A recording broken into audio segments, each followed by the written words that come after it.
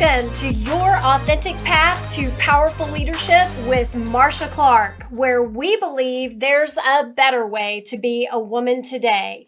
With research tools and our own personal experiences, join us on this journey to become a powerful leader for our organizations, our communities, and our lives. But today, Marsha and I are super excited to welcome one of our favorite researchers and authors. But first, Marsha, welcome. Well, thank you very much, Wendy. I'm excited to be here today. And let me add my welcome to our viewers and our listeners. We're happy that you're able to join us today. And we're also happy to introduce you to one of our longtime partners because we couldn't even think about the work that we're doing around power and around leadership without bringing in the topic of trust. And we have been doing this work both from a programming, a coaching. I've included this work in my new book, Embracing Your Power. And the subtitle of that book is A Woman's Path to Authentic Leadership and Meaningful Relationships. And we couldn't talk about relationships if we weren't ready to talk about trust. And so I am very happy to introduce you today to one of our longtime partners, Dr. Reina. So let me welcome you, Dennis. Thank you for being here and joining us today. Well, it's so much a pleasure to be here with you two ladies and to really talk about this topic that's both near and dear to me and to my lovely bride of 31 years, Dr. Reina. We are so excited to be here with you, and we look forward to a very fun, interactive, and engaging session. Wonderful. Well, Dr. Raina, before we get started, you slightly referenced your wife. So my understanding is that you're one half of the, as Marsha calls it, power team on the topic of trust. So tell us about that. Well, yes, for 31 years, Dr. Michelle and I have been really trying to understand this thing called trust, what it is, what builds it, what are the behaviors that break it, and most importantly, how do you rebuild it? And so with our work, not only individually, but also our collaboration with Marsha, we very much appreciate this opportunity to talk about this topic. We had a phone call some 22 or so years ago, because we were exploring lots of different content around trust, knowing we wanted to include the information and material. And yours by far, the work that you and Michelle have done is by far some of the best work that I've ever seen or found. And I know that you now have 20 plus years on which to build on that research and the experience, and that you've delivered it the world over. And I love that we're going to be able to introduce your research, your models, your framework, your tools to a whole new audience through our book and through these podcasts. Yes. So Dennis, I want to make sure that we take some time a little later on in the episode to talk about the book that you have coming out.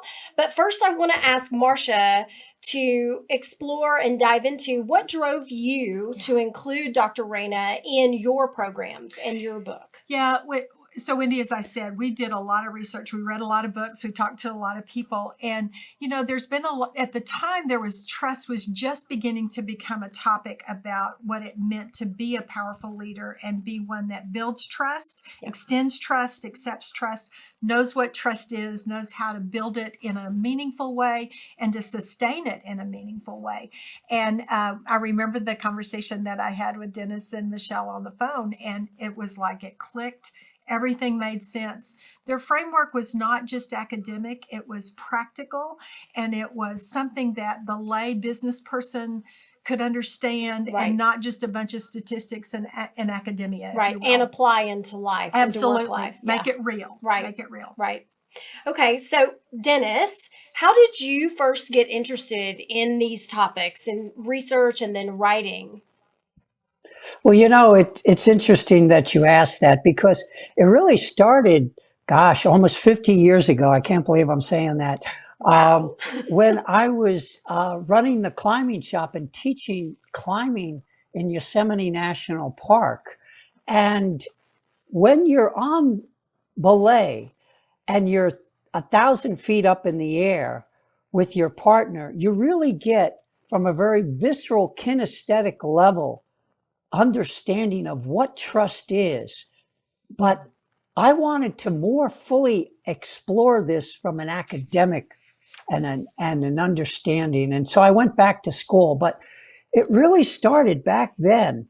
As a matter of fact, I'd like to share with you just a picture or two. Here's me actually literally climbing the walls here some 50 years ago. And this is a picture of Half Dome. And right over here is a picture of me on that same crack. And this, of Wow. course, is a close-up. Oh my gosh. So it's not just something we think about, but it's something that we actually lived way back when. And I understood it from a kinesthetic level, but I wanted to more fully understand it from an academic perspective. And so I enrolled in a doctoral program at Fielding Graduate University to really understand the elements of trust in practice. And after about 7 years of blood, sweat, and tears and hard work and academic research, while working full time, mind you, we really identified what is this thing called trust. And we developed the 3 dimensions of trust and their 16 behaviors, which we call the Reina trust and betrayal model, the 3 C's. Right. And after it, yes, and after interviewing over 387 leaders in 67 different organizations, and that's a mouthful, in 19 industries across the globe, we realized that it was these 3 dimensions and these 16 behaviors that really built trust. And that's where it really all started 31 years ago. I just have to say, Dennis, when I see you on that climb, you would need to teach me about fear training, No not just trust training. No And kidding. this idea of being able to trust ourselves. And I know oftentimes that again, the research shows that we build our capacity to trust others very early in our lives. And I'd love to hear more about the capacity for trusting myself, because it all has to start there. Can you speak a little bit to that? Sure, because self-trust and our capacity for trust are interrelated. Yes. And how it's interesting. I developed, in fact, this is not a topic that we just study academically, or we live this and we practice this each and every day. And for example, I have the 6 or 7 S's that I start out. And it's a ritual, a daily ritual with me. It's a daily discipline. And I start out literally with the first S: straighten the bed, shave, stretch, silent meditation. I actually, in the summertime, will swim because we have a pond here on our property. Or I'll walk fast, or as to get my other S in, I strut. And then, of course, I shower. And this is all the 7 steps that I do each and every day. And what it does for me is, through this daily discipline, it helps me rely on myself. It helps me really to prepare for the day, where I'm going. And through this process, I'm thinking about what I'm going to be doing, what I'm getting ready for, whether it be for a meeting such as this or a keynote. But it's important prep time to really do this, if you will, this dress rehearsal, and really prepare for that very next thing. And all of that actually prepares me for increasing that level of self-trust. Well, I know that one of your trust behaviors is be consistent. And I love the fact that your 7 S's are a part of your consistent and daily ritual, and appreciate the thought about how that grounding or that centeredness establishes us to be in a strong place, that as leaders and as just people moving throughout the world every single day, that it gives us that solid grounding. Now, most of of our listeners and viewers have probably not also heard about the 3 C's of your trust model and the Reina trust model. And I would love for you to share some information about that as well. Sure, absolutely, Marsha. It's interesting. We actually developed these 3 C's: the trust of character, the trust of communication, and the trust of capability. And each of these have a distinct, they're interrelated, but each of these have a distinct function. For example, trust of character. One of the key behaviors on trust of character is managing expectations, making sure that people know what we expect of them and what we know that what we can expect from them and what they can expect from us. Also, another one is, of course, you mentioned consistency, but also managing expectations. Really, it's an important one, and allowing people to do the jobs we hire them to do, really helping them understand those expectations, but also mutually serving intentions. Mutually serving intentions means I got your back, you got my back, we're in this together. And those are just 2 or 3 of those behaviors of trust of character. But I wanted to give you a flavor for that particular dimension. Dr. Raina, you mentioned self-trust earlier in this conversation. Where does that come into this model? Well, self-trust is really that capacity for trust. It's that interrelationship between how we trust ourselves, how we think, how we prepare for the day. I use those 7 steps to really get me into the day, to focus myself, etc. And from a geographical point of view, it's right there at the heart of the model. It's at the core. And that really helps us really to focus, to center, and to ground ourselves each and every day. And I use those 7 steps for just that. And Wendy, if I can add something as well, I love that it's the center of the framework of your model, because I think all the work that we do around leadership starts with self-awareness and self, right? Until we can get that pretty squared away and get clear about it, get aligned around it and what it means to us, then I think it's harder. And then this trust of character. Dennis, I'd like to add a couple of thoughts on the managing expectations, because I do so much work around that, both in the trust model as well as building high-performance teams. And I'd love to share with the audience and our listeners, and Dennis, I'd love to get your thoughts about it. But I talk about there's 3 different kinds of expectations. So they're the kinds that we know we have, we've communicated, we've gotten them aligned, we're on the same page. The second kind is I have them, I haven't communicated them. Yes, it happened in my head. That's right. It's clear to me, as my husband and I have said many times. And so this idea of being able to get aligned with, if I haven't communicated them, you can't read my mind. Right. It's not just common sense, because common is not common. Dennis, I know you've worked around the world like I have, and so it's not the same everywhere we go. So we've got to make sure we're getting the expectation piece out on the table. And then the third is kind of expectation is that we don't even know we have it until it's not met. Right. And I think that's such an important piece as well. So Dennis, I'd love to, I've expanded in this area and we've partnered on that. So tell me a little bit about your thoughts when you think about not just managing them, but knowing I have them, communicating and getting alignment on them. Absolutely. Well, a lot of times where there's breakdowns in particularly whether it be relationships, because that's what we're talking about, because trust is the foundation of effective relationships. It's people are not even aware that they're not living up to one's expectations or not following through on there. And that's a real challenge, is because it's really making the implicit explicit. And that's a key piece about expectation. If it's in our minds or in our hearts, but we haven't been able to communicate that openly and honestly and share that. And that's actually where the second dimension of trust comes in, the trust of communication. Yes. Are we sharing the information and giving people the information they need to do the jobs that we hired them to do?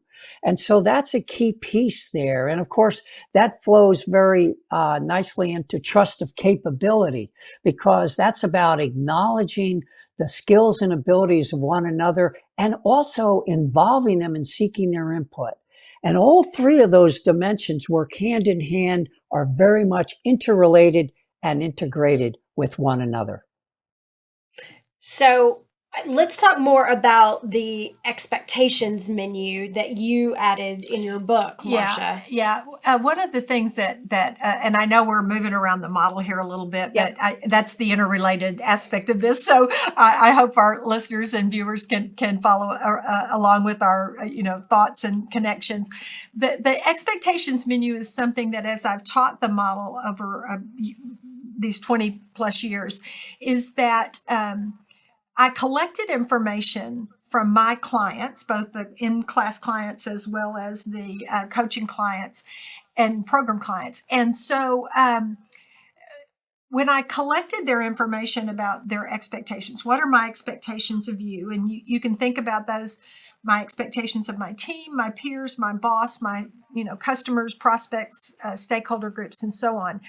I saw many common themes. So what I found is that if we could just start with a menu that I can share with my clients and program participants, then they can say, well, this one fits. And they're not having to start with this blank sheet of paper where it can be so overwhelming. Right. And Yes. I agree with you, Dennis, that the breakdowns that occur from a work perspective is often around not having our expectations being met. Oh, yes. And so that one's very powerful. And Dennis, I know you gave us a couple of examples on the trust of character and on the trust of communication. Can you share a few thoughts with us around that? Because I think there are a couple of ties that I'd like to then go back and make even to the trust of character. So a couple of thoughts on some of the behaviors around trust of communication. Sure. So one of the other areas that I had mentioned was speaking with good purpose. And what we mean by that is when you have an issue or a concern, when you have a disagreement, rather than talk with everyone else behind their back, we go directly to the person who can actually do something about it. We don't gossip or badmouth them to everyone else, but we go directly to them and say, hey, the other day when we were in the meeting, I said X and you said Y. And I think there was a bit of a misunderstanding or a disagreement. We talk things through, we work things through, and that's a key piece.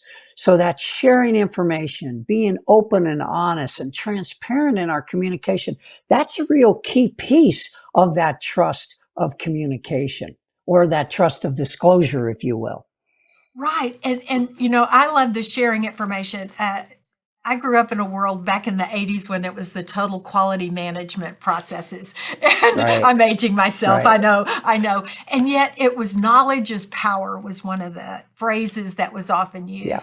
And I say there's two sides of that. Sharing information to me is I may have knowledge, but sharing it with others is going to build trust because it ties right back into that mutually serving intentions that says, I want you to have the same information I do, so that we can make the best decision together. Right. And I contrast that to a little bit of the 5-year-old who's like, I know something you don't know. So it's the opposite of We sharing. never grow out of that.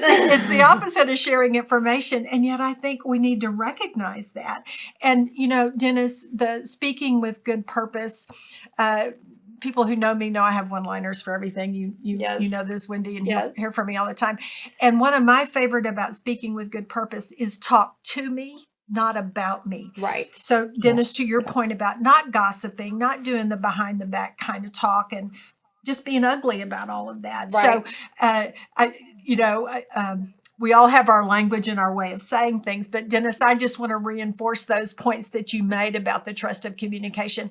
And I know another is about giving and receiving constructive feedback. And it's much easier to give and receive constructive feedback if we set our expectations. So when I think about how all this fits together and is so interwoven. And the trust has to be there also. And that's a part of what's Absolutely. there, right? It's a part of building it. Yep. Yes. No, exactly.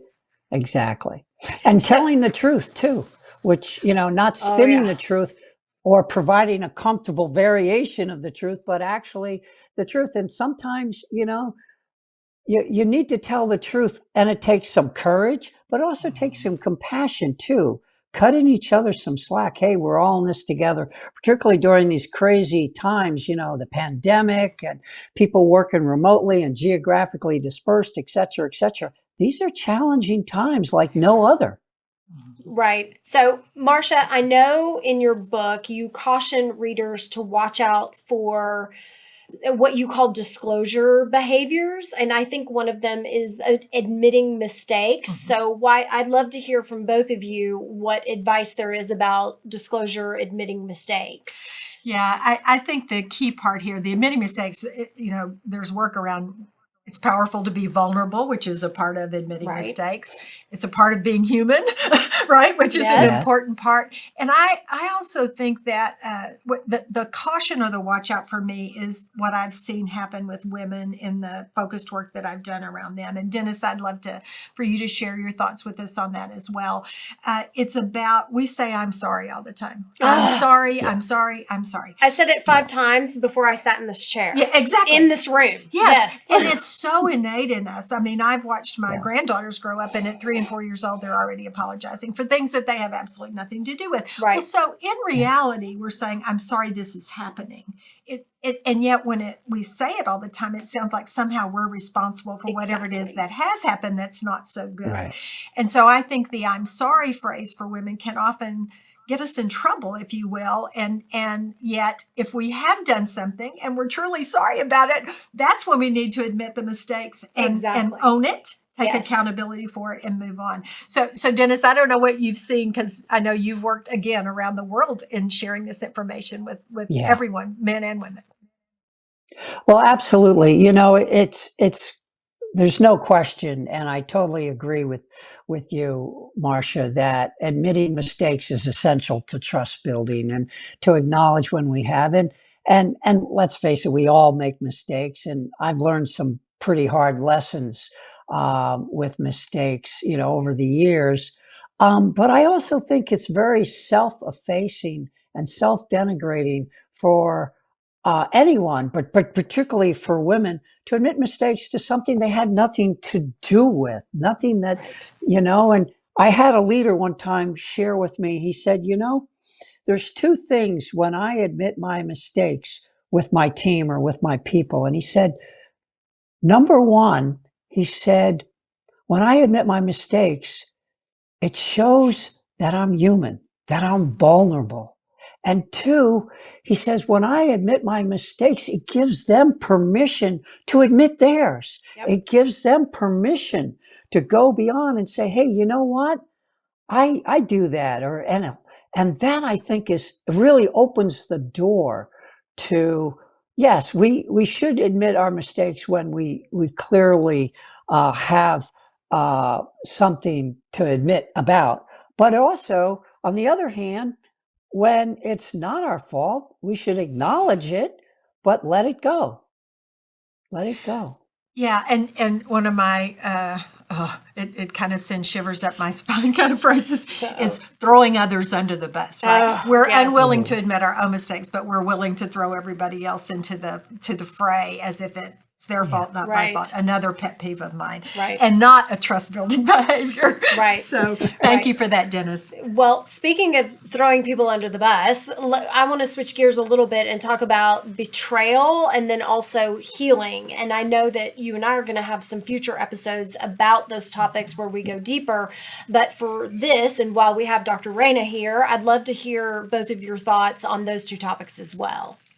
And the models around them. Right. So, Dennis, I mean, the frameworks that you shared with us early on is part of why, another reason I chose their work, because it's such a comprehensive look at that. So, Dennis, I'd love for you to talk about the betrayal continuum and the 7 steps for healing.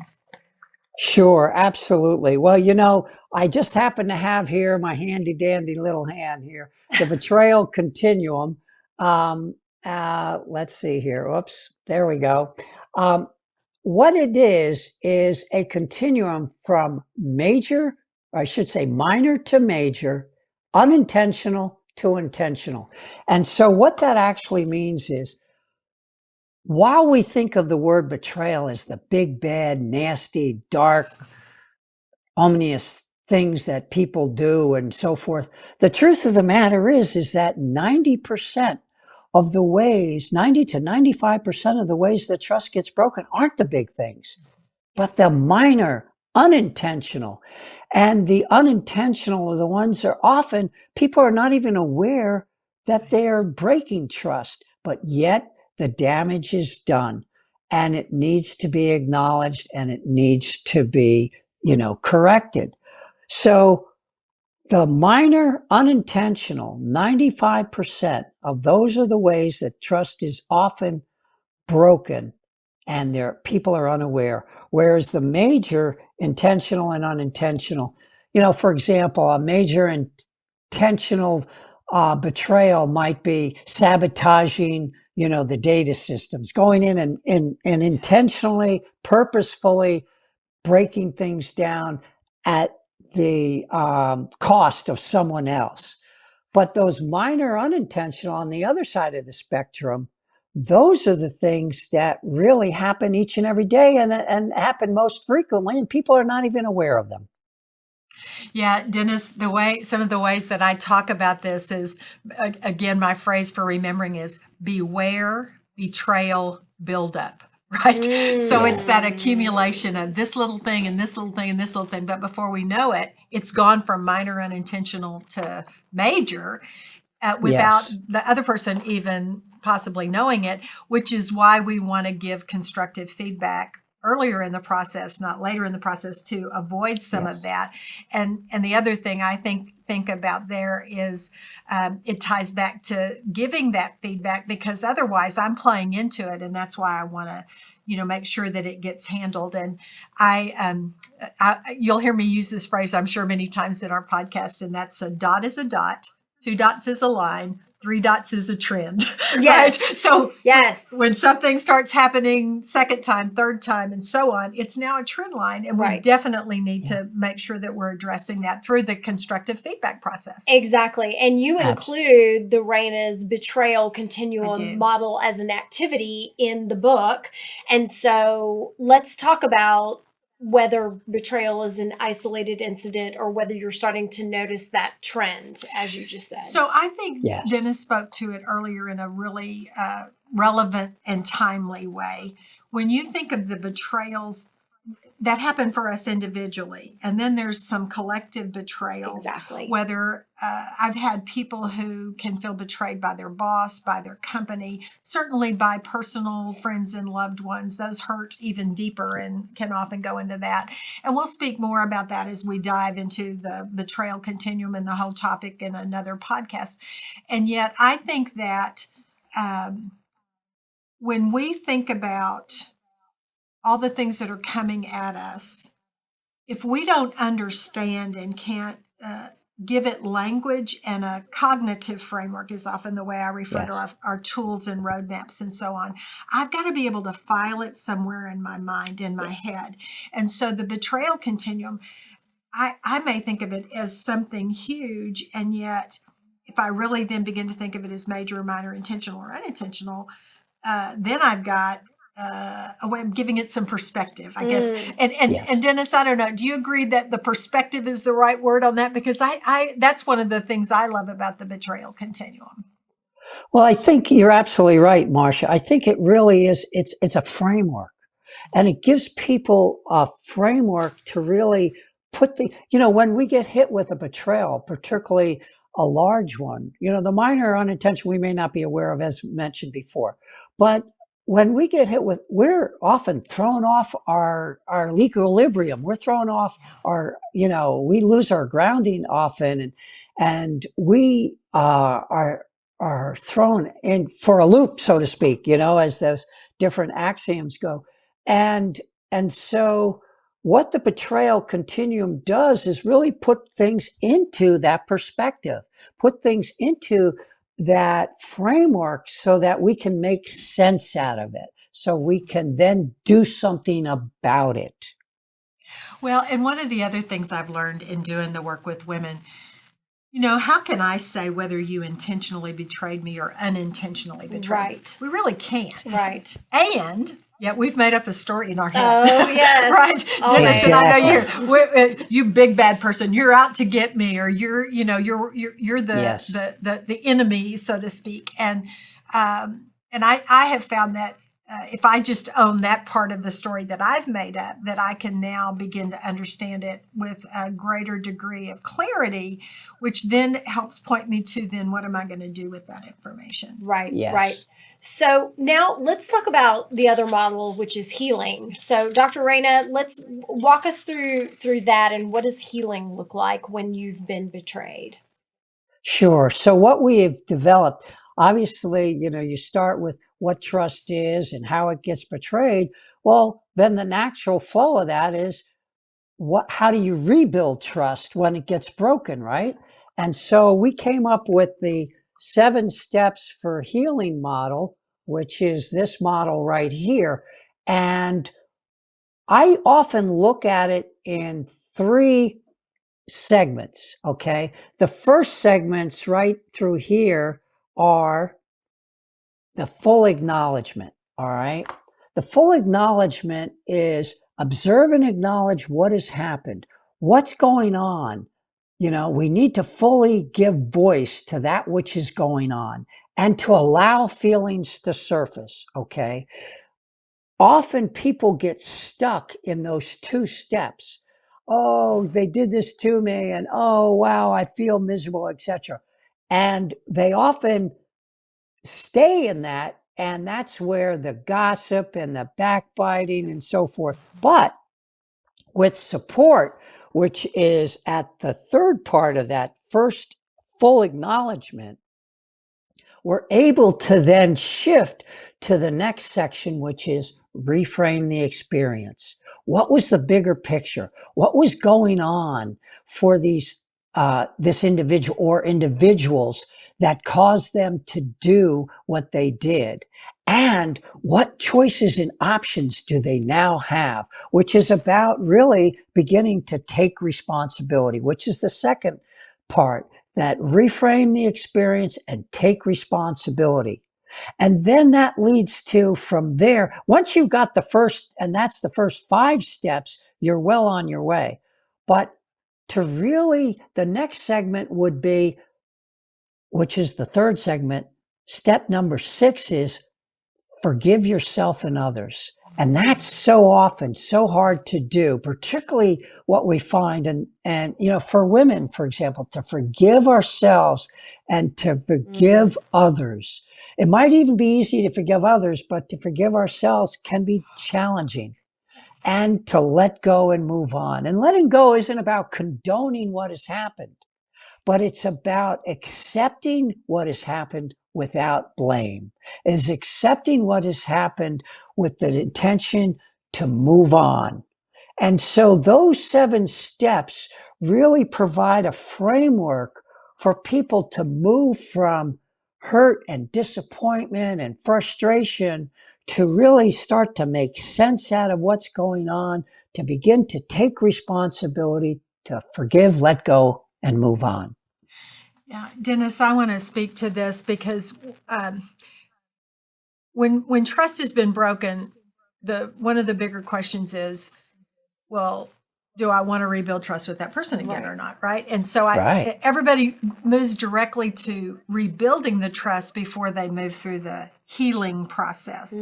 So one of the things that we really stress in our programs and in the book, and Dennis, I know you do this as well, is I've got to do my own work before I can even think about rebuilding trust with you. So this idea of me working through these really strong 7 steps and knowing that I can get to step 3 and have to start over again, or no, I can get to step 5 and I got to start over again, because that's the spiral, visual of it. And one of my favorite quotes here, and I may not get it exactly right, but it's something around revenge doesn't make you better. It makes you bitter. Yes. And, the idea of that is I'm carrying all this around with me because you done me wrong 14 years ago kind of thing, when the other person may not even know that it's been an affront to me or a betrayal to me. And so this is the gift you give yourself. It is, to me, is the 7 steps for healing. And I do agree with you too, Dennis, that women, we carry it around, and it is harder to forgive ourselves because we feel guilty about everything anyway. So why not feel guilty about this too? So there is that. Add another thing to the list. And yet I also want to tell you, the first time I taught this in a co-ed class, there was a gentleman in there, and he was just really sort of practical, none of this soft, touchy-feely stuff, the soft stuff's the hard stuff. But he said, look, somebody, does me wrong. I acknowledge it, and then I move on. I mean, he doesn't want to do any of steps 2 through 5 because sometimes that's where the hard work really has to happen. Exactly. And for women, we're going through each of those steps and trying to figure it out. And I think that reframing, what my default reframe is what am I supposed to learn from this so it doesn't keep happening to me? So, I mean, Dennis, any other thoughts that you have around that? Sure. No, absolutely. I want to underscore, first of all, step number 3, the support is absolutely critical to get beyond that acknowledging and being stuck in one's feelings, that stuckness, if you will, and being able to, begin to shift, what are the choices? What are the options? What are the opportunities do I now have at my doorstep, if you will? And that often comes with an external, whether it be an external partner, whether it be a coach, a guidance. Sometimes people find it through prayer and through self-reflection. Support comes in many different shapes and forms, where it could be externally or internally. And so, but it's absolutely critical for us to be able to move on and to be able to really take responsibility, to let go. And you're absolutely right.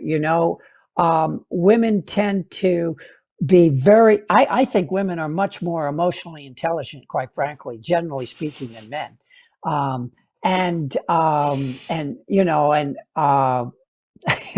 I've got 71 years of male experience to prove it. But I think that, because they tend to really embrace it, but they also tend to fret and ruminate, et cetera, et cetera. Whereas you're absolutely right. Men say, yeah, okay, I get the 3 dimensions, that on an intellectual level. Yeah, that makes sense to me. But it's the women who really understand the nuances. It's the women who really understand the particulars underneath the behaviors and get the model from a very emotionally provocative viewpoint. Yeah, I think about, I've had many women talk about how hard it is to forgive ourselves because we do take it to heart and we hold on tight. And I've had many women say, well, I've let go and I've moved on. And then I ask them, I say, so when that person's name shows up on your caller ID, do you answer the phone? Oh, no. No. Right.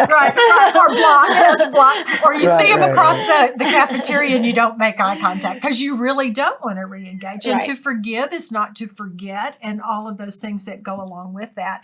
And Dennis, I agree with you. There's many ways to get the support because I've had people tell me I need to go on a run. Right. Yeah. Or I need to go do hot yoga, to get it all out. And that's a part of the support. And then, Dennis, you'll be proud of me on this. At the back of the book, we actually have a list of feeling words because it's hard sometimes to name those feelings that are resident in us. And we're trying to give that as another tool, as a way to be able to name it, because when I can name it, it kind of takes some of the sting or the power away from it because it's in me now. Right. Yes. So, Dr. Raina, I know that you're working on a new book right now with some awesome new tools and resources and materials. Tell us about that.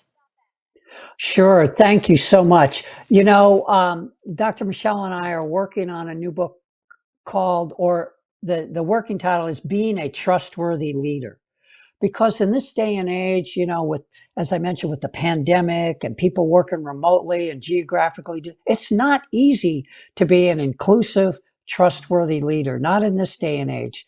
And so we've developed a number of tools that will both be in the book, but also, actually, I have one right here, this deck of cards, the Reina Trust and Betrayal, the Trust Pack. And this really helps people really practice the tools that that we talk about in our other framework and go into greater depth, because we also go into greater depth around our capacity for trust. And as you notice, whether it's this model, but at the heart of every single model that we have is our capacity for trust. And our capacity for trust is our willingness and our readiness to trust ourselves, which influences and impacts our willingness and our readiness to trust others. And that's at the heart. And so we're really exploring this at a deeper level, going deeper and broader to this whole notion of self-trust. What does it take to be trustworthy? What does it take to be a trustworthy leader, particularly during these current pandemic or post-pandemic times? Well, and Dennis, what I love about this card deck set of tools is it allows us to say, here's one very specific thing I want to work on. Mm-hmm. And then I can Yes. go begin to build the muscle around that, if you will, so that it becomes my new pattern or habit or default. And, Yes. you know, one of the trust of character items is be consistent. We talked, we've talked about that. And this idea of being consistent, what I tell my clients is that even if we're a bad leader, Right. and we all know we have Oh, those in the yes. world, if I can predict the consistency of you showing up in a way that to me is not effective or not conducive to building trust, so then I go start on building a new trust model. Trust actually goes down because they can't predict my behavior anymore. Right. And Yes. people Yes. tend to have to need to see something at least 8 times before they see it as the new normal. And so Yes. what I love about these cards is it's going to allow me to build the consistency of this new performance around building these trust behaviors that I think will be immensely useful.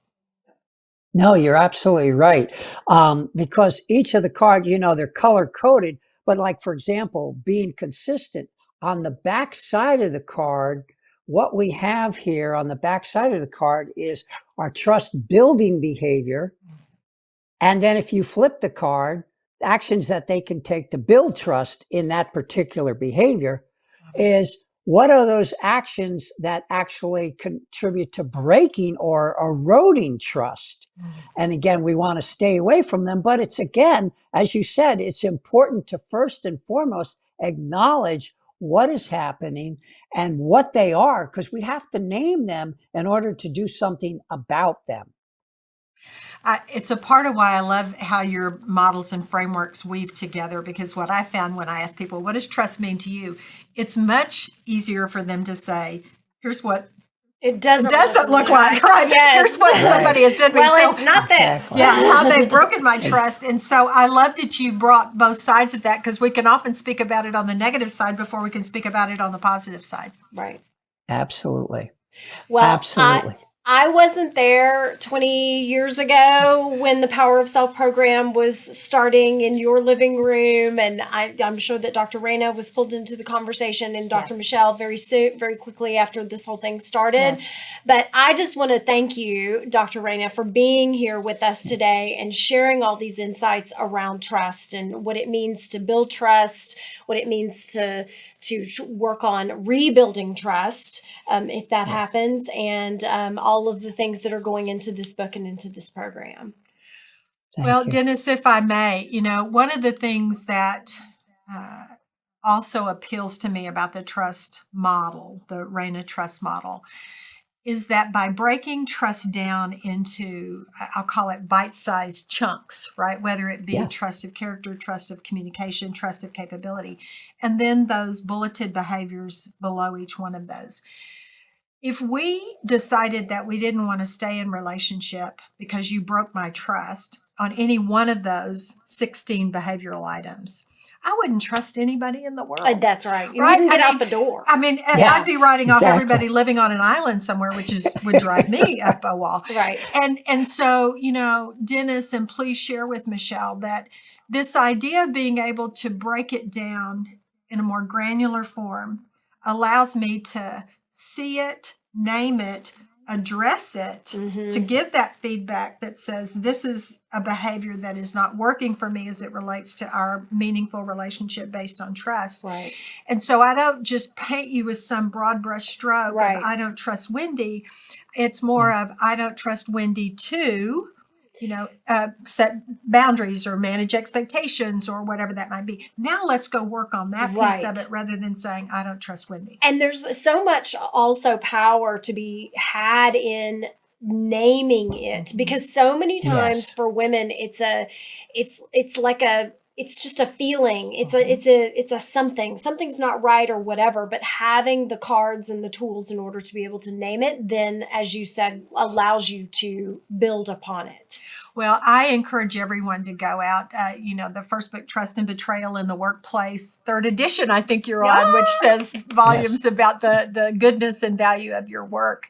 And I encourage people who want to study it more, Dennis, to get you've got that book, you've got other books that are coming out, you've got your card deck tools and even assessments that organizations can use to determine a baseline of where the trust is today and where you might want it to go. So I can't thank you enough for the wonderful things that you've brought, not just to the programs that I've done and the work that I've done, but what that you've brought to the world and to organizations everywhere. So Dennis, just thank you so much for being with us today, for sharing your experience, your knowledge, your wisdom, and your tools for the benefit of all of our listeners and viewers. And so thank you. Well, and thank you. And thank you both. It's been a pleasure. And I look forward to many more adventures with you, of course, in our collaboration, which I hold very deeply in my heart. I just want to say one thing. What you're talking about, those little bite-sized pieces of trust building information, we've actually coined the term trust bits. And we are developing a digital platform that'll incorporate all of those into a weekly trust bit dissemination tool. But more on that for future. It's such a pleasure. Thank you so much. God bless and God be willing. Thank you. Thank you. Well, thank you all for listening in and watching us today here on Your Authentic Path to Powerful Leadership with Marsha Clark. Please download and subscribe to this podcast. Encourage your women friends to download and subscribe. Visit MarshaClarkandAssociates.com for links and sources to all of the tools and the research that we mentioned today. You can check out Marsha's book. We can join you on social media, her email newsletter. There's just all the places that we're going to be there on MarshaClarkandAssociates.com. Well, let me add my thank you for joining us today. And again, another big thanks to Dr. Dennis Raina. And we want, as you know, we want to hear from you. So please email me, go onto the website, leave your comments, your thoughts, your questions there. We really want to continue to build a relationship with you based on you being able to trust us. And we trust, we try very hard to bring you value. And we hope that's been true for you today. And it is important for us to understand ourselves as women, and equally important, especially in the spirit of relationships. As you know, I close every podcast with, here's to women supporting women.